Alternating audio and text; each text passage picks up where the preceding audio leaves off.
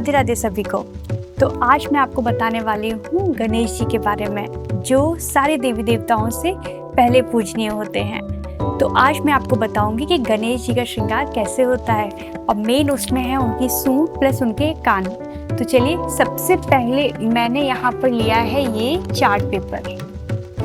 ये chart paper की सहायता से मैं यहाँ पर इसका पूरा आर्ट बनाऊंगी कट करके, और उसके बाद अपने फेस के हिसाब से मैं इसको इस तरीके से कट करूंगी कि यहाँ से कट होगा, चीक्स पे थोड़ा ओपन होगा, देन उसको कर्व लेते हुए यहाँ पर मैं अपने कान बनाऊंगी, और यहाँ पर मैं कोशिश करूँगी कि यहीं पर मैं अटैच कर लूँ। तो चलिए स्टार्ट करते हैं, देरी किस बात की। ये काफ़ी बड़ा चार्ट पेपर था, जितना बड़ा आता है नॉर्मल साइज़ का। मैं इसको थोड़ा सा अपने साइज़ के हिसाब से छोटा कर ले रही हूँ। तो यहाँ मैंने ये इतना पोर्शन अपने पास रखा है। यहाँ पर मैंने इसको इतना कट कर लिया है। कट करने के बाद अब मैं यहाँ पर इसको हाफ फोल्ड कर लूँगी। ये हाफ फोल्ड कर लिया है। ये जो पोर्शन होगा ये नाक का पोर्शन होगा, और नाक के बाद यहाँ पर हमारे चीक्स आएंगे, एंड देन कॉर्नर पे हमारे कान। इतना पोर्शन हम कट करके रखेंगे ताकि हम कान के पीछे उसको अटैच कर सकें। तो चलिए स्टार्ट करते हैं।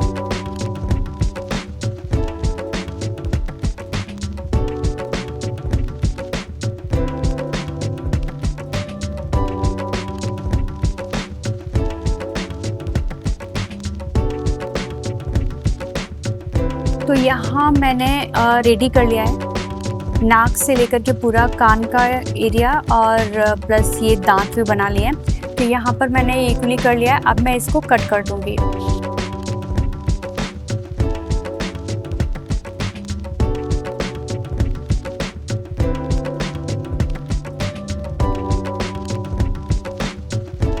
तो यहाँ मैंने बना ली है गणेश जी की सूंड, आप देख सकते हैं।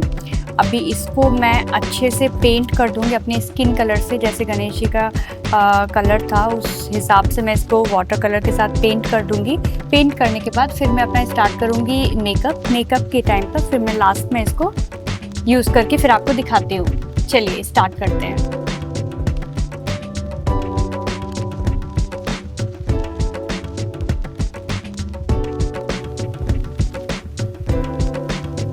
और यहाँ पर फाइनली मेरी ये सूट बनकर के रेडी है। देखिए कितनी प्यारी बनी है चार्ट पेपर से। अब मैं इसको इस तरीके से लास्ट में फिक्स करूँगी। तो यहाँ पर स्टार्ट करते हैं अपना मेकअप। यहाँ मैं अपना हाफ पोर्शन ही मेकअप का मतलब कि नाक तक का ही पोर्शन करूँगी, क्योंकि बाकी सारा छुप जाएगा। तो चलिए, अब आप बोर ना हो इसके लिए मैं साथ साथ में आपको बताऊंगी कुछ गणेश जी के बारे में इम्पॉर्टेंट चीज़ें। तो भगवान गणेश देवों के देव महादेव शिव और माता पार्वती जी के सबसे छोटे पुत्र हैं। गणपति जी आदिदेव हैं, जिन्होंने हर युग, यानी चाहे वो सतयुग हो या त्रेता युग हो या फिर द्वापर युग, हर युग में अलग अलग अवतार लिया है। तो ये जो इनका अवतार था, ये द्वापर युग में माता पार्वती के यहाँ पुनः जन्म लिया था इन्होंने। तो चलिए हम सभी उस कथा को जानते हैं कि कैसे गणेश जी हाथी के सिर वाले भगवान बने। तो जब पार्वती जी शिव जी के साथ उत्सव क्रीड़ा कर रही थी, तब उन पर थोड़ा सा मैल आ गया। जब उन्हें इस बात की अनुभूति हुई, तब उन्होंने अपने शरीर से उस मैल को निकाला और उसे एक छोटा सा बालक बना दिया और उसमें प्राण डाल दिए। फिर उन्होंने उस बालक को कहा कि जब तक वे स्नान कर रहे हैं वह वहीं पहरा दें।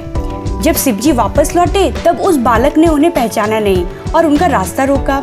तब भगवान शिव ने उस बालक का सर धड़ से अलग कर दिया और अंदर चले गए। यह देखकर पार्वती माता बहुत हैरान रह गई। उन्होंने शिव जी को समझाया कि वह बालक तो अपना पुत्र है, और उन्होंने भगवान शिव से विनती करी कि वे किसी भी कीमत पर उनके प्राण वापस लौटा दें, और क्रोधित हो गई। तब भगवान शिव ने अपने सहायकों को आज्ञा दी कि वे जाएं और कहीं से भी कोई ऐसा मस्तक लेकर आए जो उत्तर दिशा की ओर मुंह करके सो रहा हो।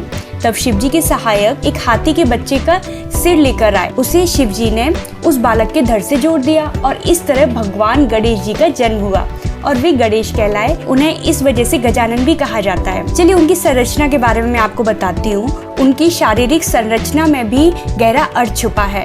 शिव मानस पूजा में श्री गणेश को प्रणम यानी कि ओम कहा गया है। इस एकाक्षर ब्रह्म में ऊपर वाला भाग गणेश का मस्तक, नीचे का भाग उदर, चंद्र बिंदु लड्डू और मात्र सूंड है। उनकी 4 भुजाएं चारों दिशाओं में सर्वव्यापकता की प्रतीक है। समस्त चराचर सृष्टि उनके उदर में विचरती है, इसलिए वे लंबोदर भी कहलाए जाते हैं। बड़े कान अधिक ग्राह्य शक्ति का प्रतीक है। वह छोटी पैनी आंखें सूक्ष्म तीक्ष्ण दृष्टि की सूचक हैं। उनकी लंबी नाक यानी कि सूंड महाबुद्धित्व का प्रतीक है। गणेश जी एक दंत है, जिसका अर्थ है एकाग्रता। गणेश जी का वाहन यानी कि सवारी एक मूसक है, मतलब चूहा। तो अब मैं आपको बताती हूँ कि गणेश जी को ही हर पूजा में सबसे पहले क्यों पूजा जाता है। तो एक बार देवताओं में धरती की परिक्रमा की प्रतियोगिता हुई, जिसमें जो सबसे पहले परिक्रमा करके आ जाता उसे सर्वश्रेष्ठ माना जाता। प्रतियोगिता प्रारंभ हुई, परंतु गणेश जी का वाहन तो मूषक था। तब उन्होंने अपनी बुद्धि का यूज किया और उन्होंने अपने माता पिता शिव और पार्वती जी की ही परिक्रमा कर ली। ऐसा करके उन्होंने संपूर्ण ब्रह्मांड की ही परिक्रमा कर ली। तब सभी देवी देवताओं ने ये बोला कि उन्हें अग्र पूजक माना जाएगा। और यहाँ पर मेरा मेकअप हो गया है कंप्लीट। तो कमेंट करके जरूर बताइएगा कि मेरा मेकअप कैसा रहा, मैं गणेश जी के उसमें कैसी लग रही हूँ। अगर आपको अच्छा लगे तो प्लीज़ चैनल को लाइक करिएगा, सब्सक्राइब करिएगा और कमेंट बॉक्स में अपने कमेंट जरूर दीजिएगा। तो यहाँ पर सभी लोग मेरे साथ बोलेंगे गणपति बप्पा मोरया, मंगल मूर्ति मोरया।